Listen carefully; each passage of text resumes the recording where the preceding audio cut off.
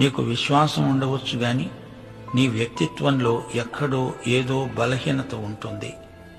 శోధన నిన్ను సరిగ్గా అక్కడే పట్టుకుంటుంది. గొలుసులో ఎన్నో లింకులు ఉంటాయి. అందులో ఒక్కటి పోయినా మొత్తం గొలుసు తెగిపోతుంది. నీకేమీ శ్రమలు రాలేదు గాని అవతలి వ్యక్తికి బాధలు హింసలు వచ్చినప్పుడు అతనికంటే నీవు గొప్ప భక్తుడివి అనుకోవద్దు. ఆ విధంగా భక్తిని కొలుచుకోవద్దు. అది తప్పు అంచనా. నీకు గాని మరొకరికి గాని కష్టాలు కడగండ్లు వచ్చినప్పుడు అవి నిన్ను ప్రభువు వద్దకు నెట్టుకుపోతాయి అని గ్రహించాలి.